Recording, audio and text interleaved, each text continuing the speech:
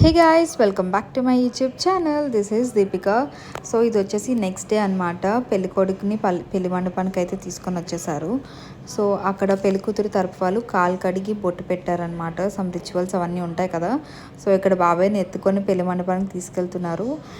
నేనైతే ఎక్కువ photos videos ఏం తీయలేదు బికాస్ కొంచెం హడావిడిలో ఉన్నాను.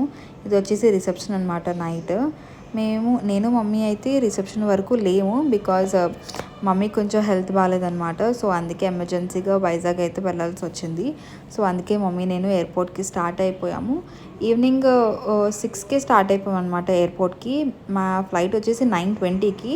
బట్ ఈ హడావిడిలో ట్రాఫిక్లో వెళ్ళేసరికి టైం అయిపోతుందని చెప్పేసి వేగనే స్టార్ట్ అయిపోయాం. కావాలంటే ఎయిర్పోర్ట్లో రెస్ట్ తీసుకోవచ్చు అని చెప్పేసి. సో మేము ఎయిర్పోర్ట్కి 7:30కి అయితే వచ్చేసాం అనమాట. సో అక్కడ బోర్డింగ్ పాస్ అవన్నీ తీసుకొని ఫుడ్ ఏం తినలేదు.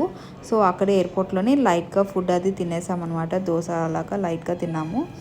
సో అక్కడ నుంచి వెయిటింగ్ హాల్లో వెయిట్ చేస్తాం బికాజ్ మా flight half an hour delay ఉన్నది. 9:20కి రావాల్సిన ఫ్లైట్ 9:50కి వచ్చిందనమాట. సో అక్కడ వెయిట్ చేసాము. సో ఫైనలీ ఫ్లైట్కి అయితే ఎక్కేసామన్నమాట. మేము యాక్చువల్లీ 10:30కి దిగాలి వైజాగ్లో. బట్ ఫ్లైట్ డిలే అవ్వడం వల్ల 11కి దిగాల్సి వచ్చింది. But no problem, finally Vizag అయితే వచ్చేసాం కదా. So this is my short trip to Hyderabad guys. మీకు నచ్చిందని అనుకుంటున్నాను. Please do like, share and subscribe to $1,000,000 Smiles. Bye guys.